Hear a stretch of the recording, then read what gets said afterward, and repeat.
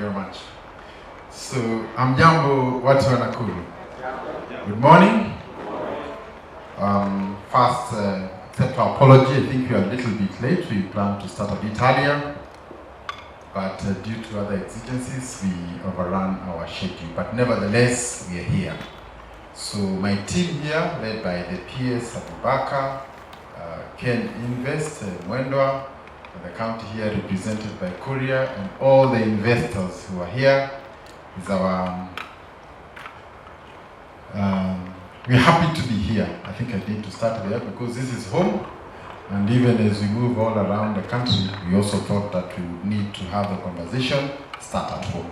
And for purposes of today, we will listen to you, but maybe I'll take just about 15 minutes to highlight some of the things we are doing, what we have already achieved, and what opportunities lie moving forward.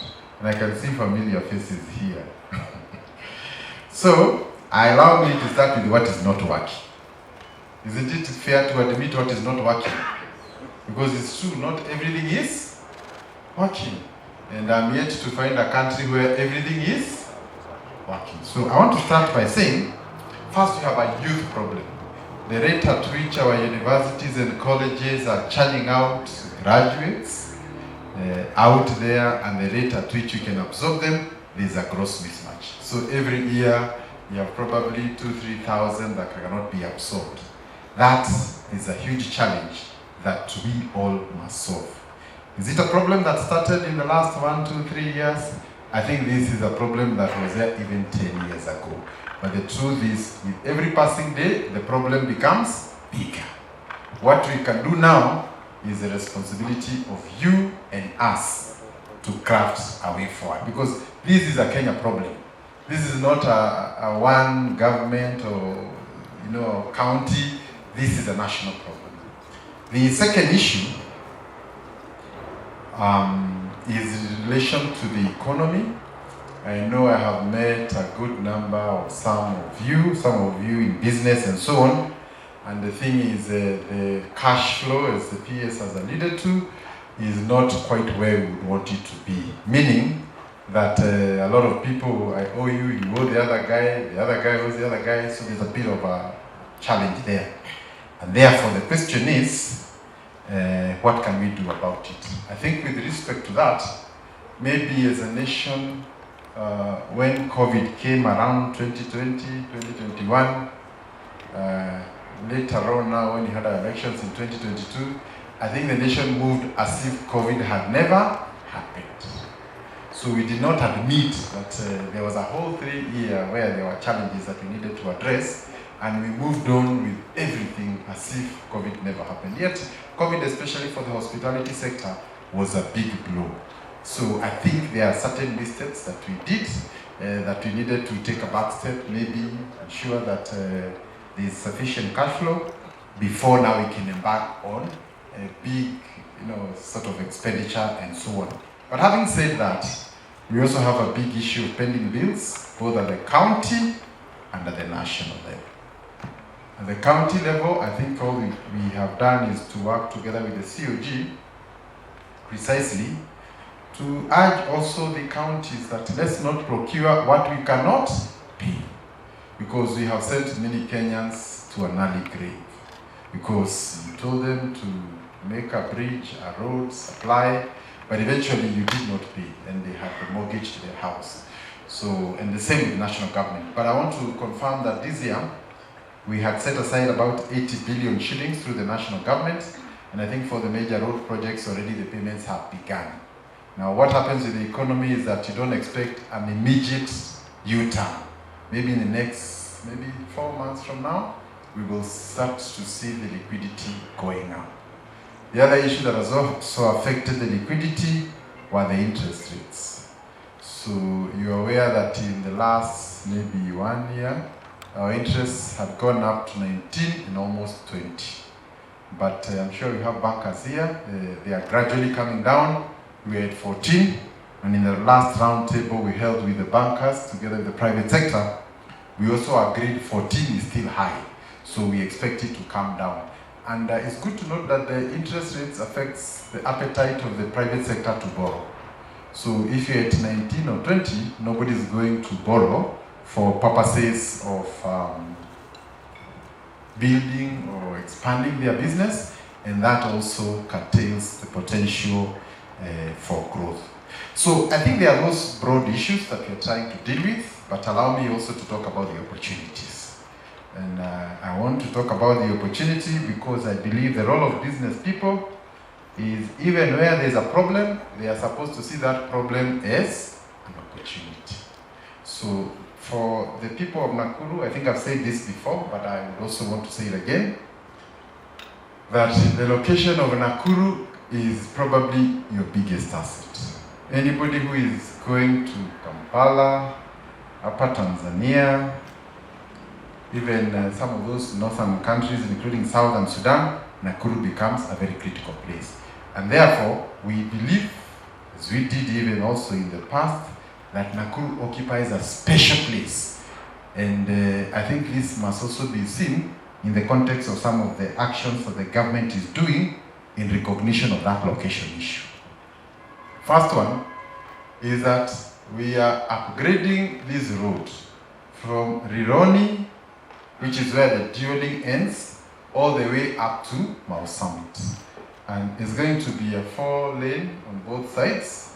We are trying to see the potential of having a bypass below Naka, maybe, and that kind of thing, so that we can remove the traffic of the main carriageway. And I think most of you who have used this road, you already know the surveyors are on the ground. So the target, the contractor has been told that before 2027, at least the road should be near substantial completion. So it will be started at multiple places, maybe Gilgil, I don't know, these sides of Joro, so on, so that it can run concurrently. Now, for those of you who are in business, maybe you should be converting how many bags of cement we shall formally use here. You should be looking at what kind of fuel we are going to use to do this kind of road. Thika Road was only 40 kilometers. This one is how many kilometers, Mano? Is it 175 kilometers. So the last biggest project we did was the 40 kilometer Thika highway. So this is 4 times what we did then. And much of this is actually within Nakuru County. So in the interim, lots of business. Lots of business.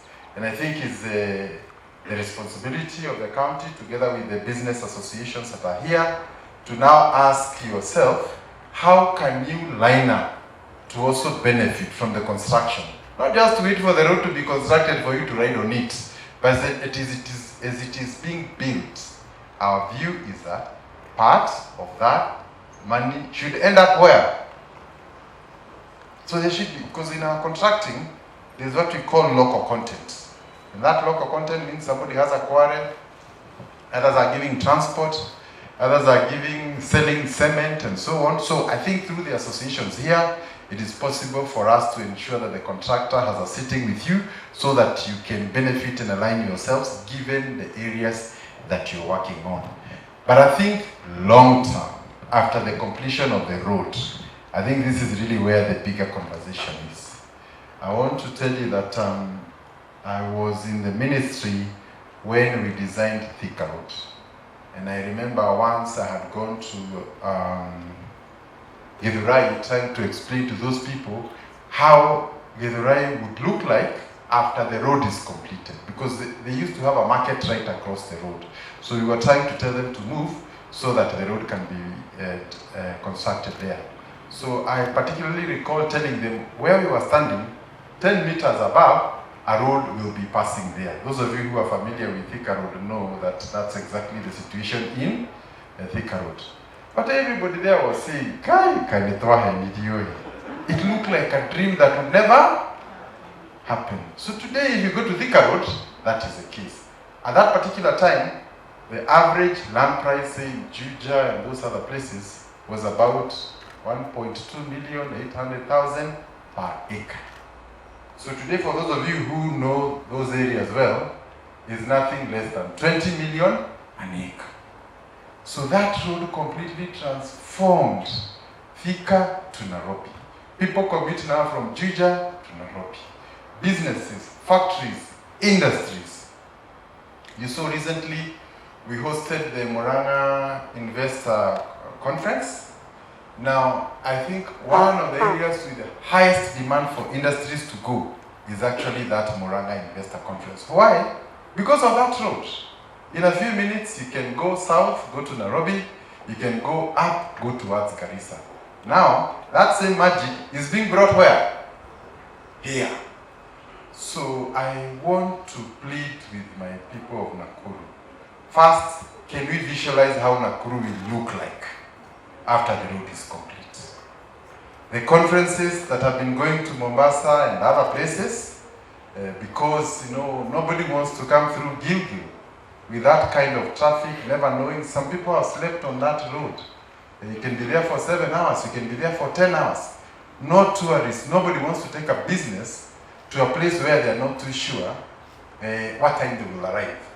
So for that reason, if you're able to unlock that, I am sure I live in Nairobi, and in 1 hour, 20 minutes, I'll be in Sarova here, I will be in Nakuru. I want to tell you, the current hotels you have here will not be able to meet even 30% of the volume that we shall be pumping here. So again, from a hospitality point of view, we need to ask ourselves, the Nakuru of post-2027, how will it look like? What kind of capacity will it require? What kind of conferencing facilities will we require? What kind of schools? Because also when you say that the population is increasing, we'll also require more schools, we require everything across the board. And I think one of the biggest challenges we have had is government coming to put a very big infrastructure project, and the people have not aligned themselves to where the vision of the country in terms of that investment. And as you all know, for every investment, there must be a return. So the government is getting into this business on the understanding that there will be a return on business. We shall employ the young people. Our hotels will be full. Food demand for our hotels and all that will go up. So agriculture will thrive. So it's a whole cross-section.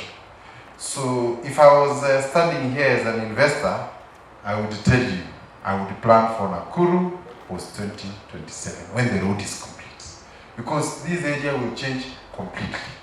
And I only pray that for those of you in hotel and all these other areas, whether you're in education, whether you're in industry, it means you can now send your products to Nairobi in 1 hour, 1 hour 30 minutes. In the past, you were never too sure when your cargo is going to reach there. Now, we have aligned that.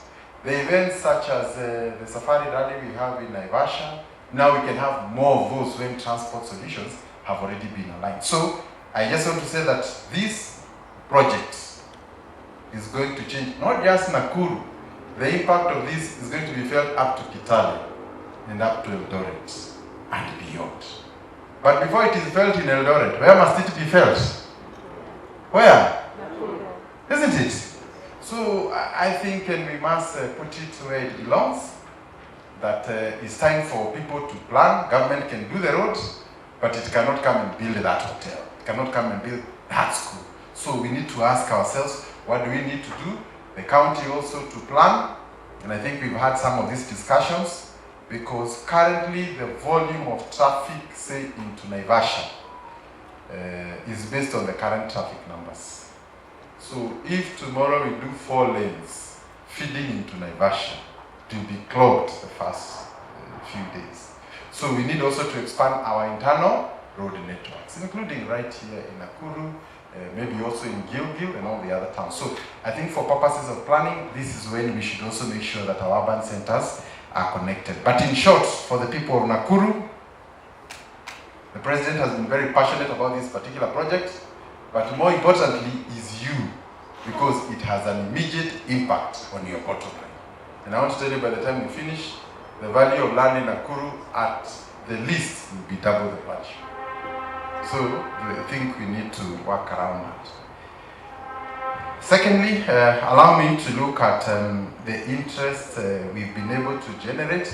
Part of my role is to look for investors both within the country and outside.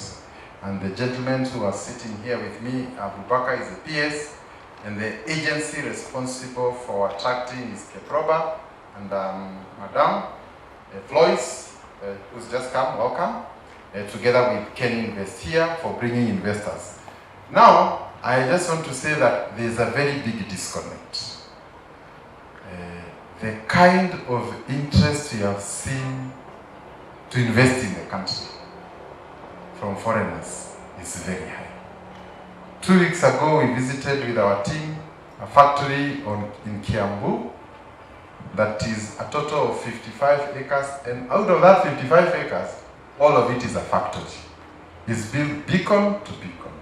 You need a vehicle to travel within the factory. We have another one in Kitengela, 200 acres coming up. So many a time when we have gone out with the president together with his team, I think everybody wants to come to Kenya for different reasons. One is that because of the global geopolitics, it's easier to manufacture in Africa and sell to some of those countries.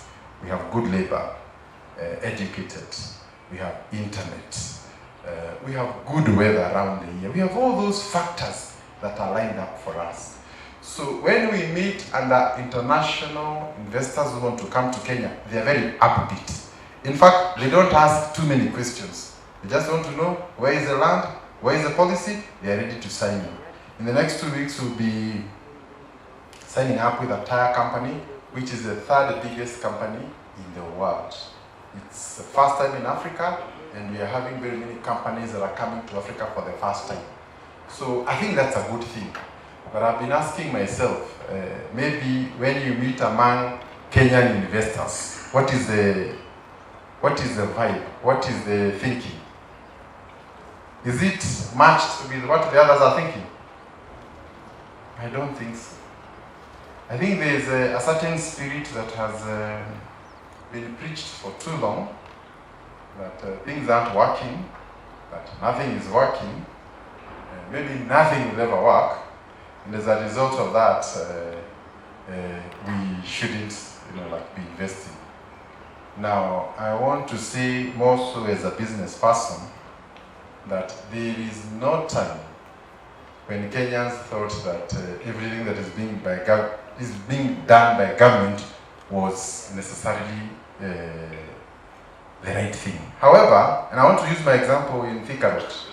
Before we did Thika Road, we had to demolish very many houses. Those of you who are that old will remember. And there was a huge outcry. But today when you go through those bypasses, do you remember the outcry or the outcome? What do you remember? It's the outcome. Nairobi now is connected. You can move from Westlands to here, you can move all that. So on Thika Road, in particular, there was a supermarket that was right on the road. And unfortunately, it also belonged to a friend who we were with in Parliament at that time. But it was difficult to have it and still have the road. So a difficult choice had to be made, and the supermarket was brought down so that Thika Road could be put. So the point is, there are short-term sacrifices, but in the long run, the outcomes will be what we want. So some of the things we are trying to do now may have, short-term sort of issues, but I believe that if you're able to push to the very logical conclusion, we'll be able to see outcomes that are also consistent with our expectations. Now, when it comes to real numbers, allow me just to run a few. Let's use the currency, which is a good way of checking the stability of a country. So those of you who understand international relations, you are aware that of the biggest countries in Africa, think Egypt, think South Africa, think Nigeria, all those countries, even Ghana, even Egypt. All those countries have suffered a massive devaluation of their currency in the last 1 year. In fact, in some of them like Ethiopia, over 50% devaluation. In others, maybe 40, maybe 60. Now, what has happened to the Kenyan currency during the same period? What has happened? It has appreciated and stabilized at 130, when the South African rand has been hit right to the floor. So I would say that is a good indicator that yes, it could be something that we need to fix, but it's an indicator that we are headed in the right direction. Secondly,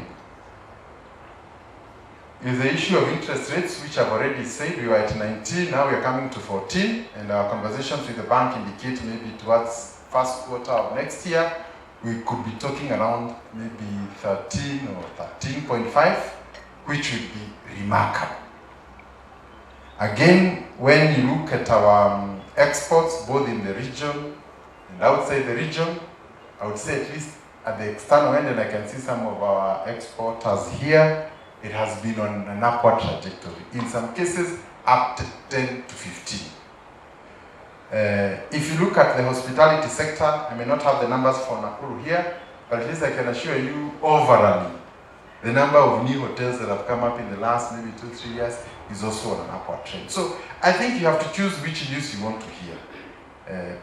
From where I sit, I would want the same interest generated by outsiders should also be matched by locals, because this is your country. Anybody who tells you that there is another country you will go to, even if you go to America, you will always be an immigrant. Even if you are how rich, even if you are still an immigrant. You are a foreigner, and you will always be treated as such. This is the only country where you can come and do anything you want, and you will still be a Kenyan. So you have a responsibility to make it happen. So I think, as I said, we would want to urge our people, maybe let us find a way of seeing what is good and better. Remember, we started by saying that we have more young people than we can accommodate.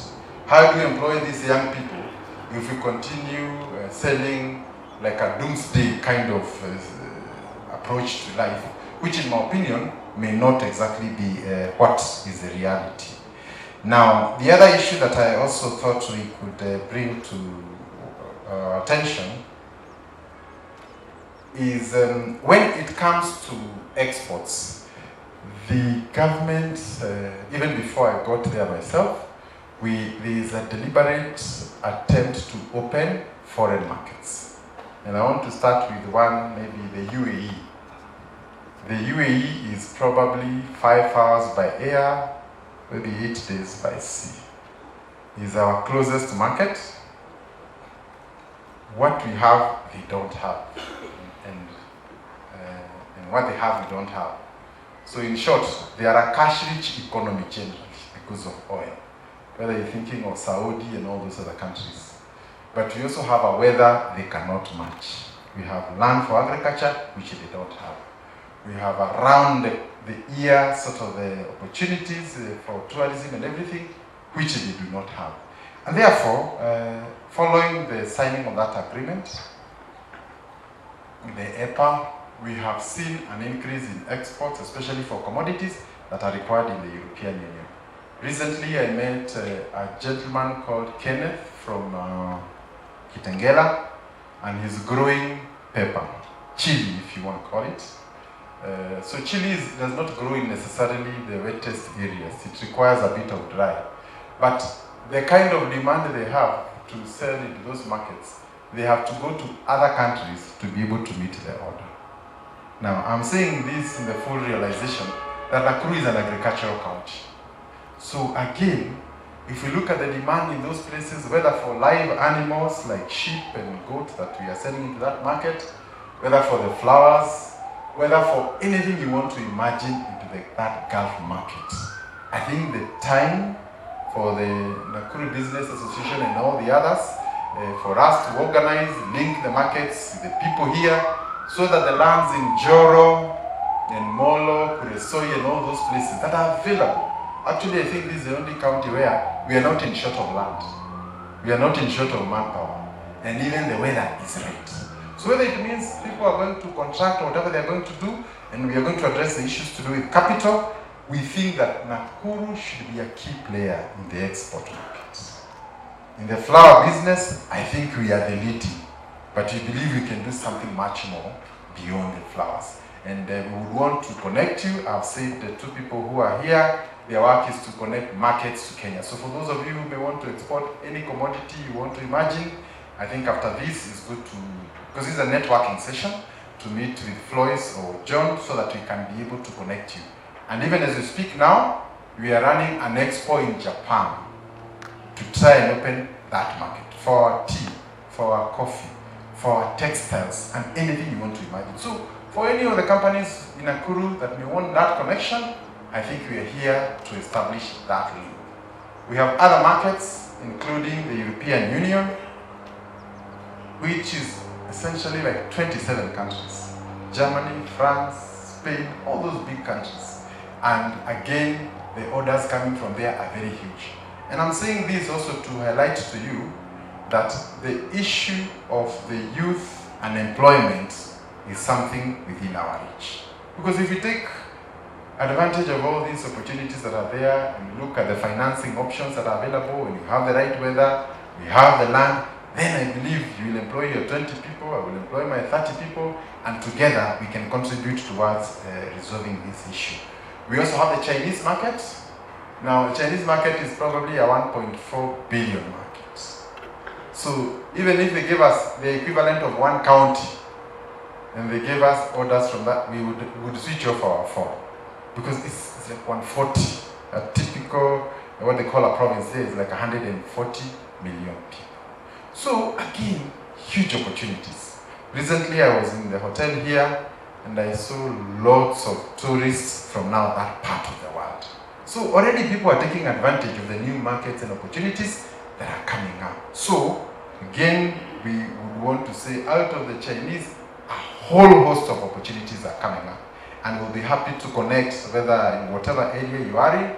They want to come here, they want to start businesses, they want to partner with those who are already here. Some of them are starting very big businesses, so they may need raw materials in areas where you can be able to connect. And I think this would be a good place to start the conversation. Now, you're aware that the President has been spearheading this discussion with Japan, with China. And I want to confirm that we have countries like Japan, where we mainly import a lot of the vehicles and machinery that we have in Kenya. You may be aware that the country is planning to raise a bond in Japan, and part of the bond we are structuring it so that we can use part of the money to develop the auto industry. So what is the auto industry? Auto industry is anybody who is involved in the business of making a part or parts of a motor vehicle.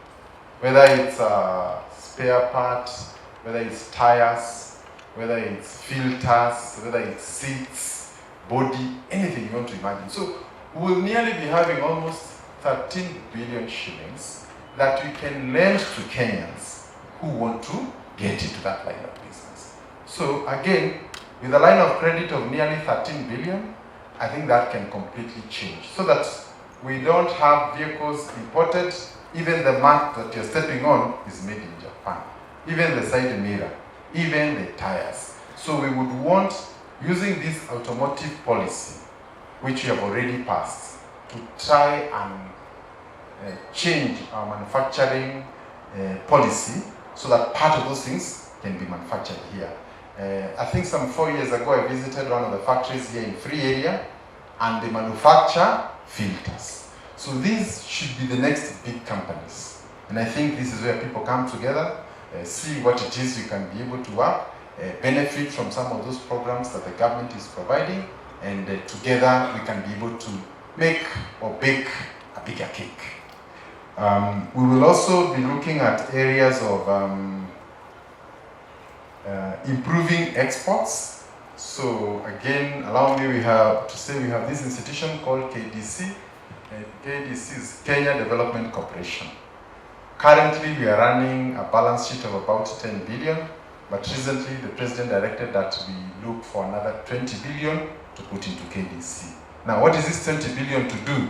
Is for a hotel like Sarova, if they want to expand their hotel and they want long-term finance at low rates, to go to KDC. And we lend, I think, at 10%. I think KDC people around here, yes, yeah, they are here. So please feel free to talk to them when you live here. But I think also it's good I make it clear, although they lend at 10%, they expect you to pay. Isn't it? I'm saying that because it's important that after you pay, you're therefore eligible for more money. And I think that's really the conversation. And I've expressly told them, I come from Nakuru. I would want at least to visit a facility or two that are financed by an institution under us.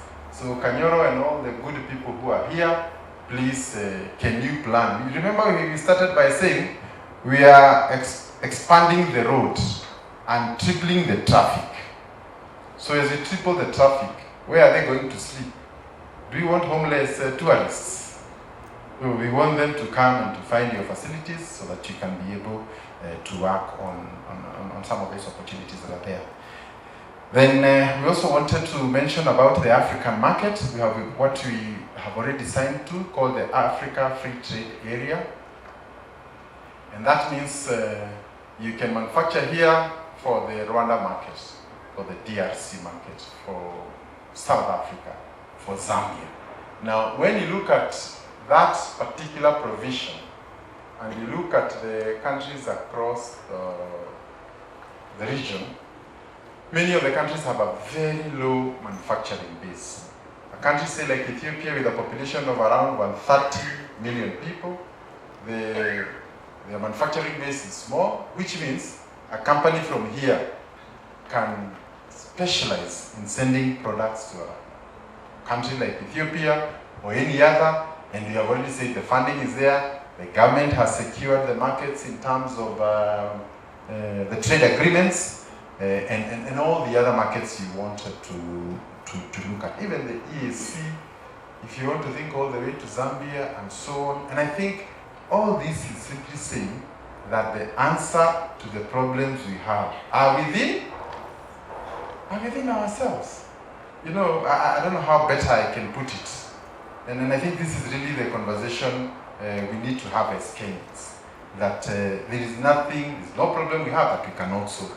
And if some of these businesses are able to expand, employ a 30, a 40, a 50, soon you will require labor to come here. So I guess there are huge opportunities, and we have come here just to say, please, as you plan your tomorrow, plan with a positive note. And just for your information, I remember when I got into office, I think the second day there was very big news that I don't know, CMC had closed or something like that. And then thereafter we were discussing with the PS, there was a lot of stories that companies are closing from Kenya. So where were we being told they were going? Where? Tanzania. So then 2 weeks ago, what were we being told about Tanzania? What were you being told about? Why did they not being told to come back? So I want to tell you that from where I sit, first there were no companies that were closing, and those that were closing, maybe like CMC, it was a corporate decision to exit Africa, and Africa is not Kenya. So companies from time to time will want to change their strategy, which is well within their policy. But I want to tell you, for every 2 companies that may have closed, there are more than 10 that are coming to Kenya. So, me as a business person, I would rather look on the positive side. I'd rather look on why things are working.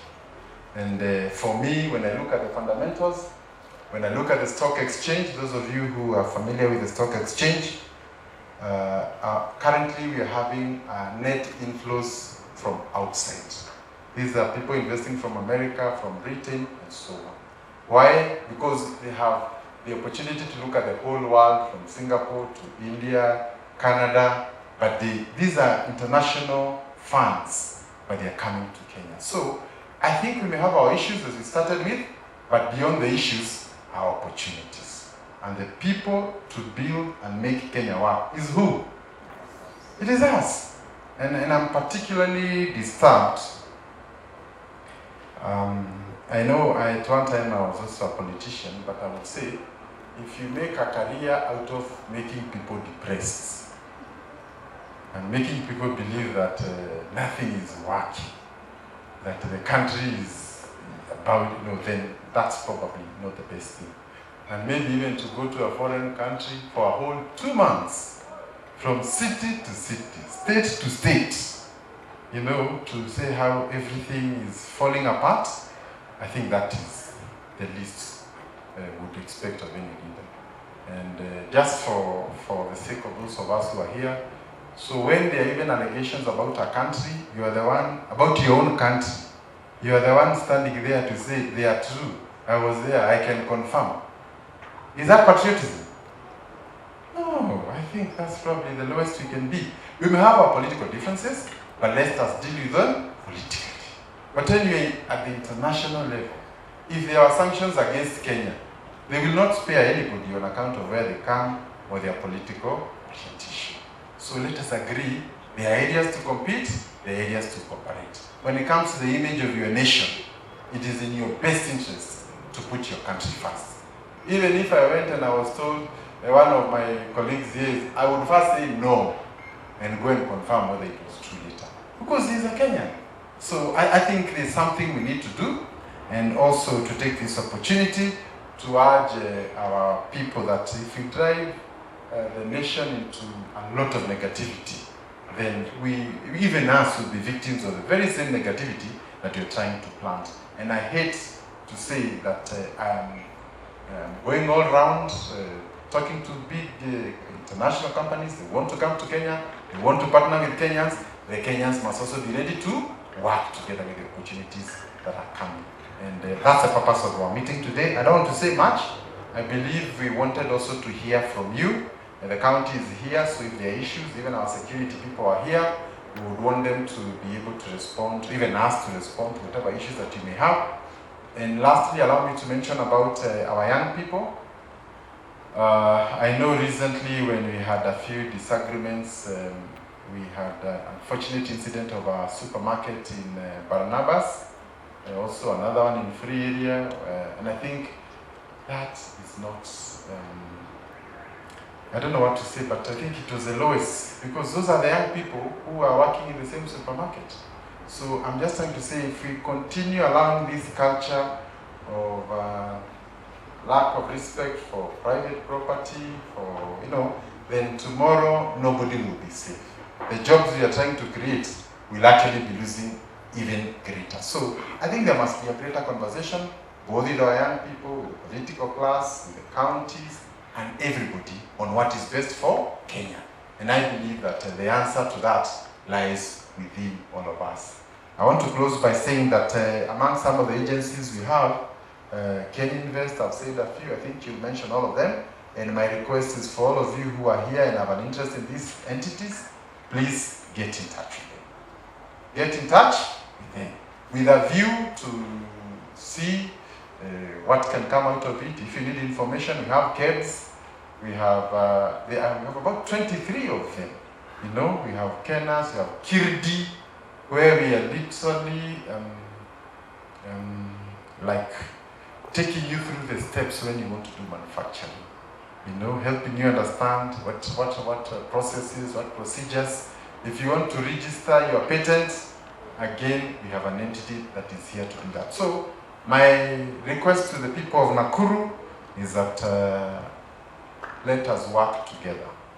Let us make Kenya, let us make Nakuru a better place. And I would not want to be the one who did everything elsewhere but forgot to tell our people. God bless you.